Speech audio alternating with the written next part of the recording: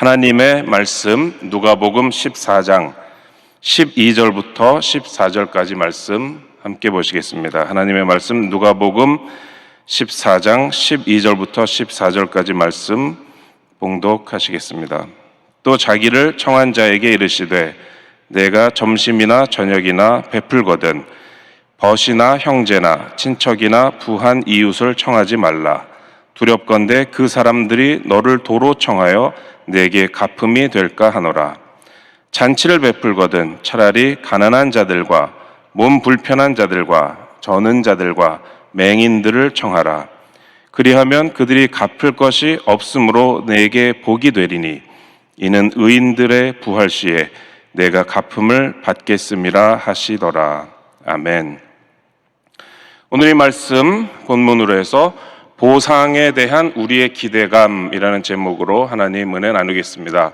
계신 곳에서 제목 한번 따라해 보시겠습니다. 보상에 대한 우리의 기대감. 오늘 말씀의 제목입니다. 최근에 저희 집에 있는 김치 냉장고가 작동을 잘 안 하더라고요. 잘 냉장도 안 되는 것 같고 이상했습니다. 수리하시는 분을 불러서 점검을 받았더니 냉각가스가 유출돼 가지고 수리가 안 된다라는 그런 진단이 나왔습니다. 수리가 안 된다는 게 좀 이해가 안 되기는 했는데 조금 알아보니까 진짜 김치냉장고 냉각가스 누출되면 수리가 안 된다는 그런 말이 있어가지고 그냥 저는 거기까지만 알아보고 한 10년 이상 썼고 그러니까 이제 그만 김치냉장고 없이도 살 수 있지 않을까 해가지고 수리도 안 하고 또 새로 사지도 않고 그냥 살아도 괜찮겠다 이렇게 결정을 했습니다. 그 이상이 생긴 김치냉장고 안에 있었던 김치를 다 꺼내가지고 마지막으로 김치찌개를 한솥 끓여서 먹고 이제 김치냉장고 안 쓰는 집이 됐는데요. 근데 이제 이 냉각가스 유출 뭐 이런 거를 조금 알아보는 과정에서 알게 된 사실이 이게 이 김치냉장고에 대한 소비자들이 제기하는 불만 중에 하나라는 것을 알게 됐습니다.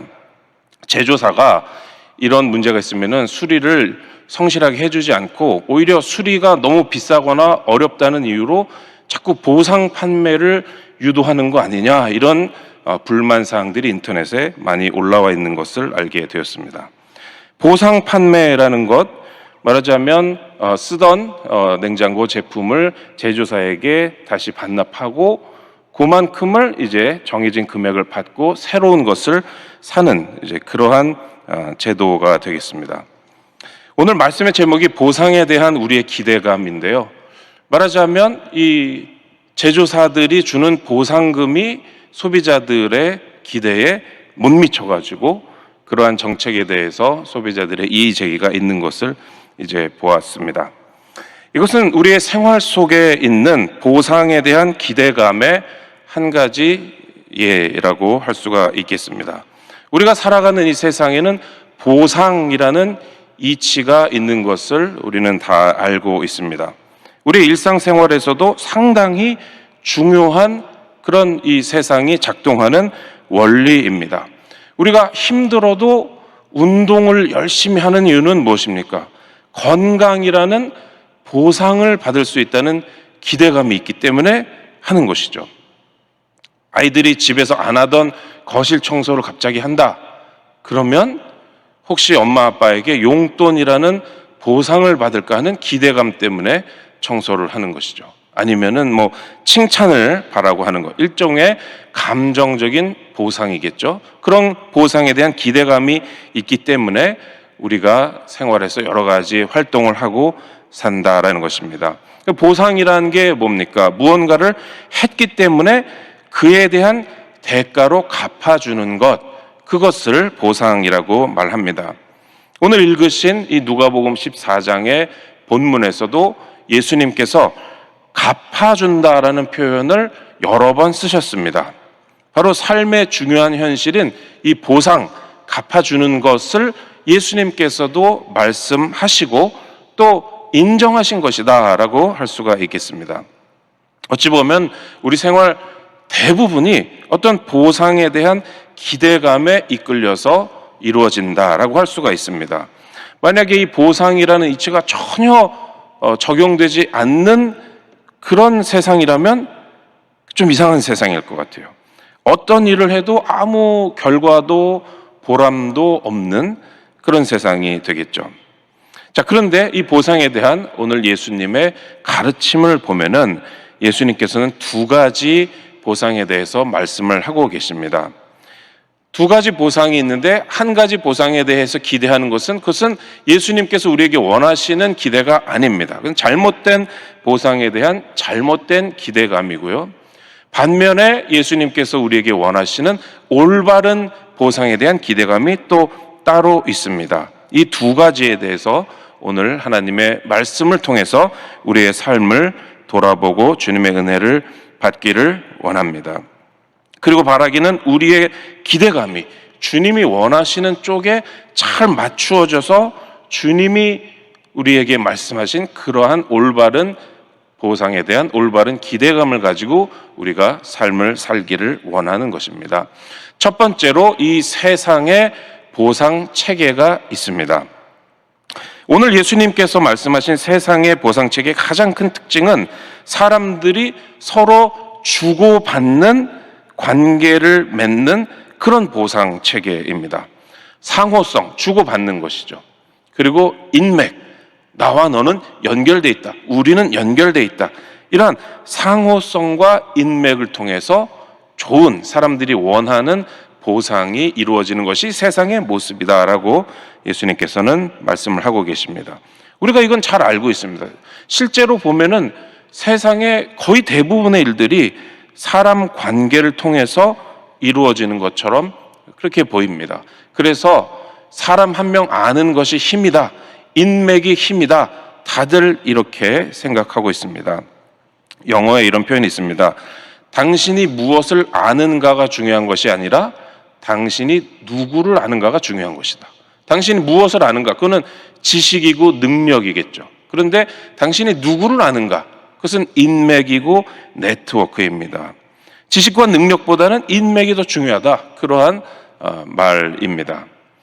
그런데 오늘 말씀에서 예수님께서는 이러한 세상적인 보상 체계에 그 작동하는 원리를 정확하게 지적하고 계십니다.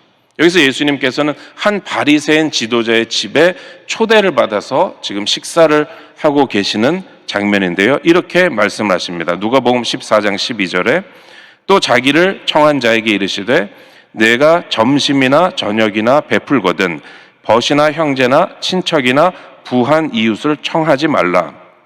두렵건대 그 사람들이 너를 도로 청하여 내게 갚음이 될까 하노라. 도로 청하는 게 뭡니까? 인간관계의 상호성이죠. 갚음이 뭡니까? 보상이죠.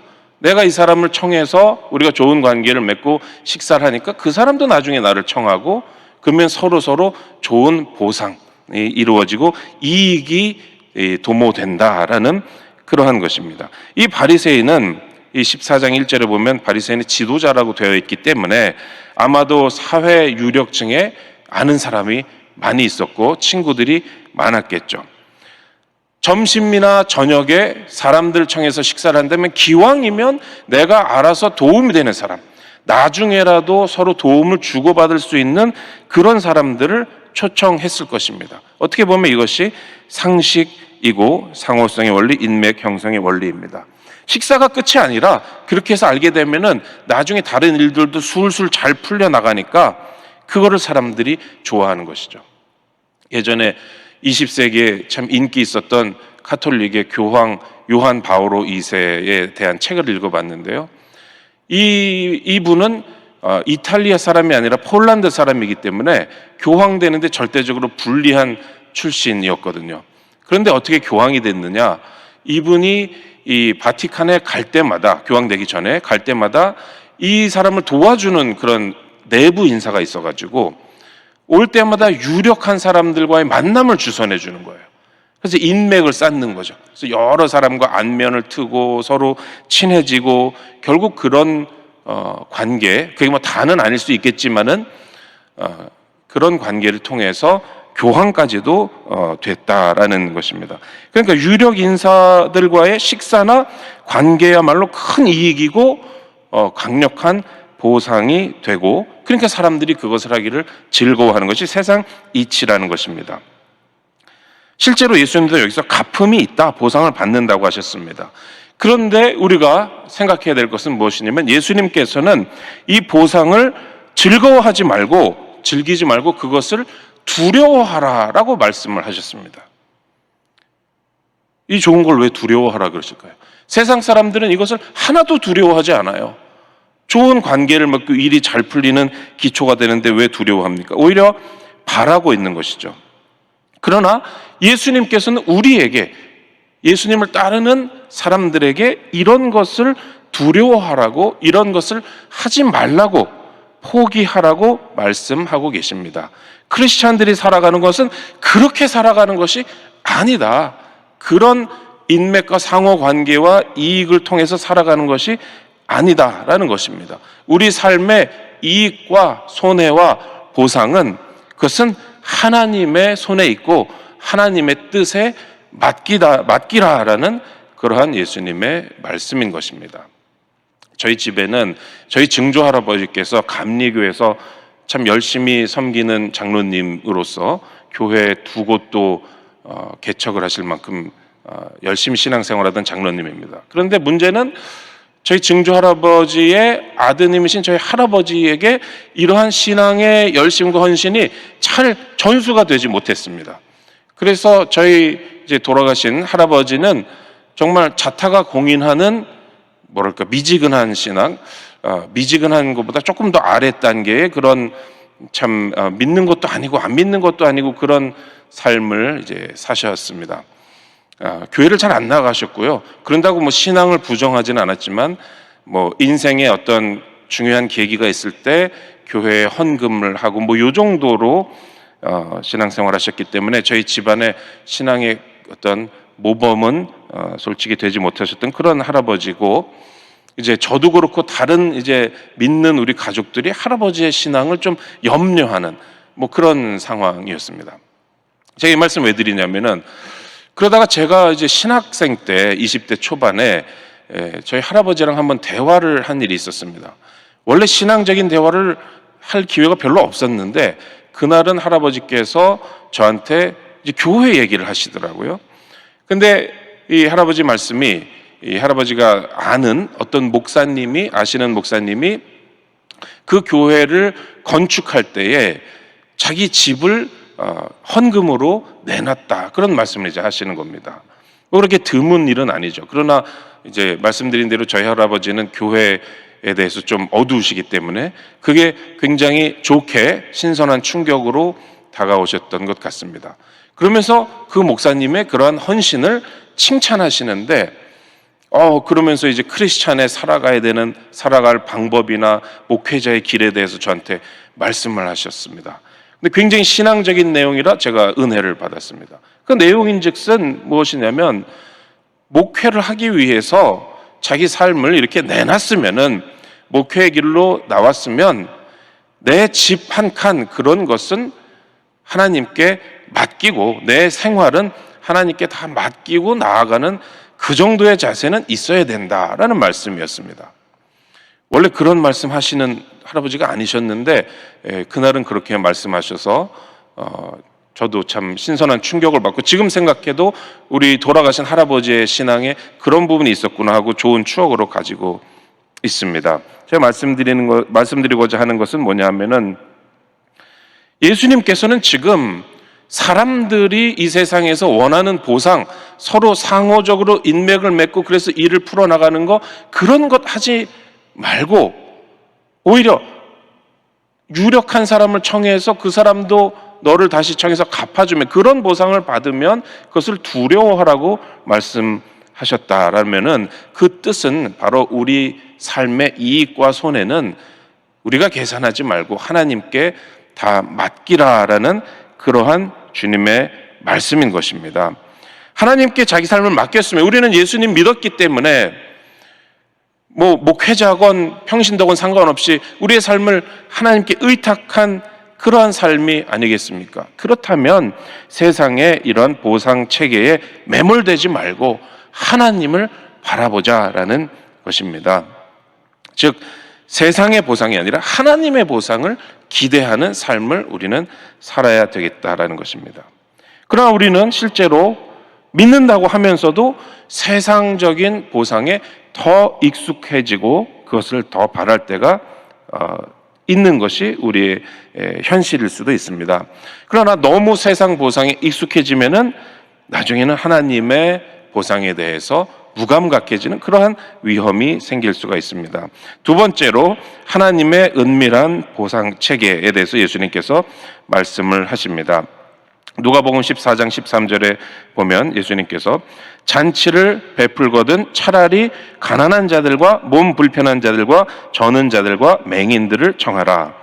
유력한 사람들 말고 힘 있는 사람, 부자, 나중에라도 너의 일을 도와줄 수 있는 그런 사람들 청하지 말고 이렇게 힘 없는 사람들, 가난하고 도와줄 그러한 여력이 없는 사람들을 청해서 잘 먹이라라는 그런 말씀입니다.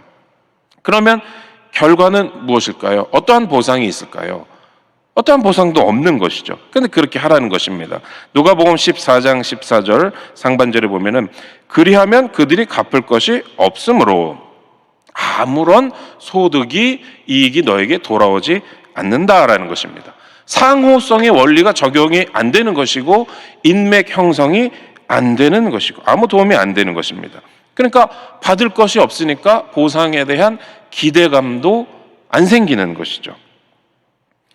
그러면은 뭐 별로 신통한 것이 없지 않느냐 이렇게 우리가 생각할 수도 있지만 주님의 말씀은 정반대입니다.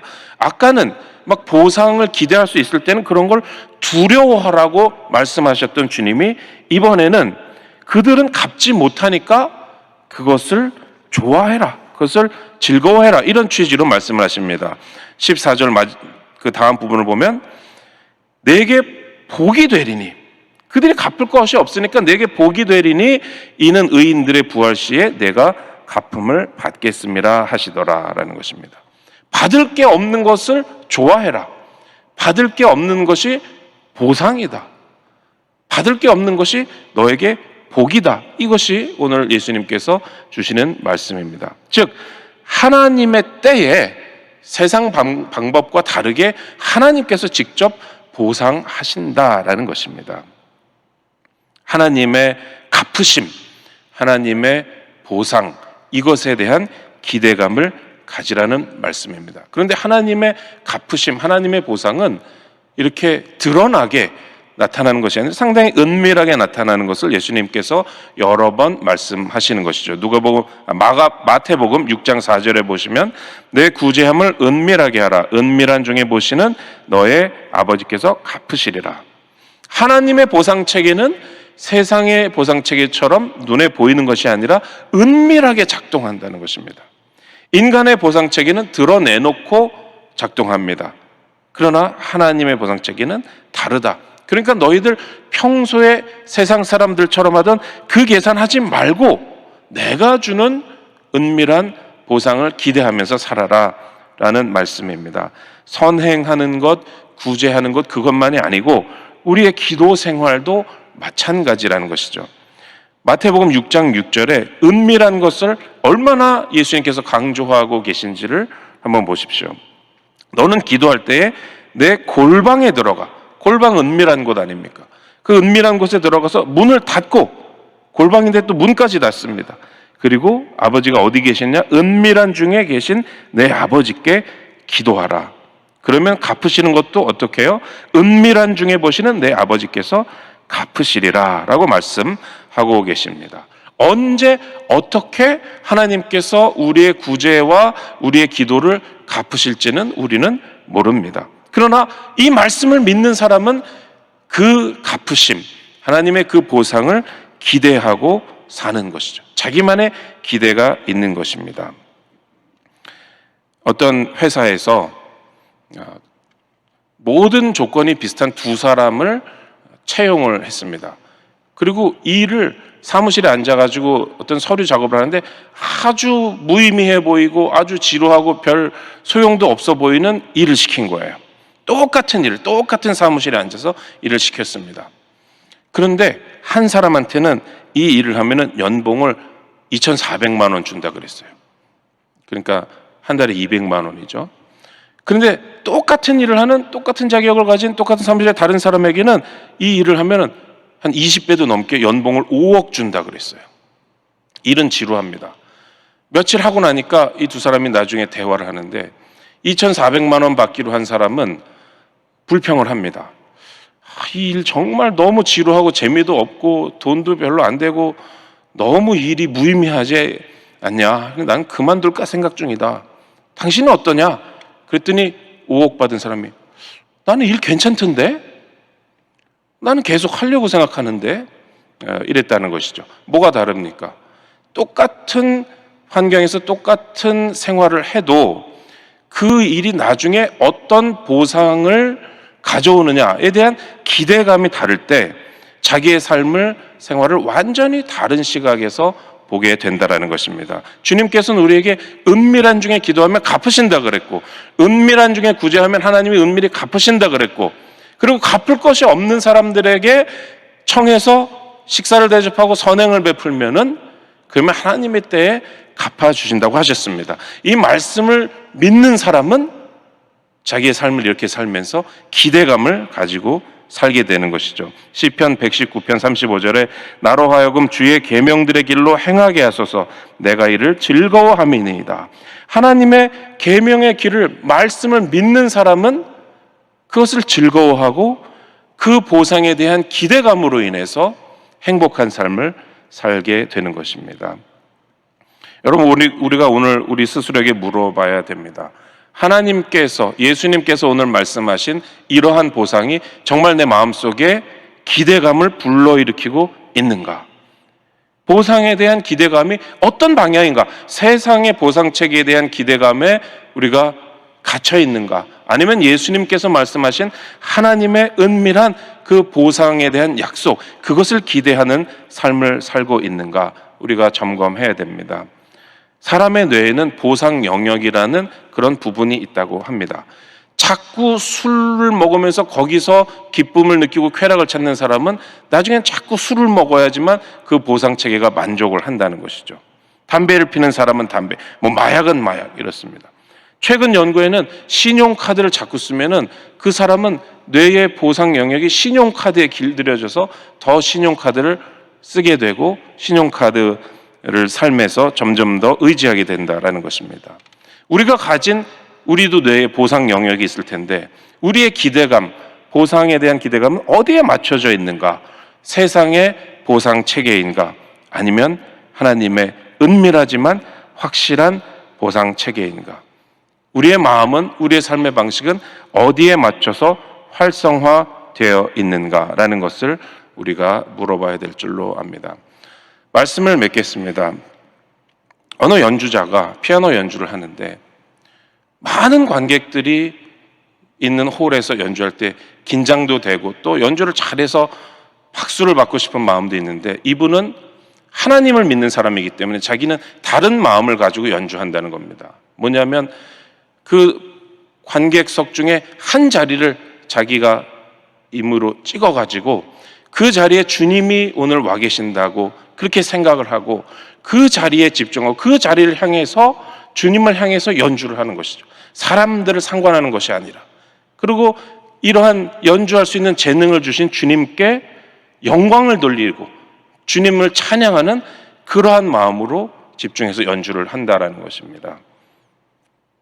누구나 사람들의 박수를 바라고 사람들에게서 명성을 얻기를 원하지만 그러나 우리는 주님께서 오늘 말씀하신 것처럼 사람의 갚음을 생각하기보다는 주님의 은밀한 갚으심을 생각하고 우리가 무엇을 하든지 간에 우리의 삶 가운데 바로 어느 자리에 주님이 계시고 우리는 그 주님을 향해서 우리의 삶을 살고 우리가 하는 일을 한다는 그런 믿음을 가지고 우리는 살아야 하겠습니다.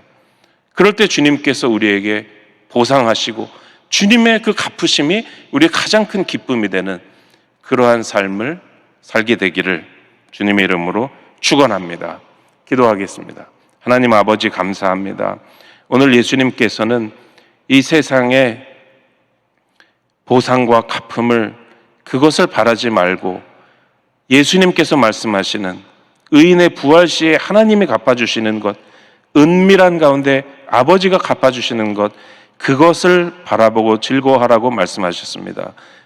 주님, 보상에 대한 우리의 기대감이 세상의 것에 길들여져 있지 않는지 우리 자신을 돌아보게 하시고, 성령께서 우리 마음을 주관하셔서 주님이 주시는 것, 그것을 귀하게 알고 그것을 바라보는 우리의 삶이 되게 인도하여 주시옵소서. 주님, 코로나19가 속히 종식되어서 예배가 회복되고 생활이 회복되고 주님, 우리 교회 제2의 부흥이 다가오게 역사하여 주시옵소서. 원로 목사님 건강 회복시켜 주시고 당회장 목사님 더욱더 건강하게 사역의 기적과 이사로 붙잡아 주시옵소서. 주님, 이 시간 주님 앞에 온라인으로 헌금 드린 그 손길에 주께서 갚으심으로 주님의 갚으심을 체험하게 역사하여 주시옵소서. 감사하며 예수님 이름으로 기도 올립니다. 아멘. 하늘에 계신 우리 아버지여, 이름이 거룩히 여김을 받으시오며 나라가 임하시오며 뜻이 하늘에서 이루어진 것 같이 땅에서도 이루어지이다. 오늘 우리에게 일용할 양식을 주시옵고 우리가 우리에게 죄 지은 자를 사하여 준 것 같이 우리 죄를 사하여 주시옵고 우리를 시험에 들게 하지 마시옵고 다만 악에서 구하시옵소서. 나라와 권세와 영광이 아버지께 영원히 있사옵나이다. 아멘.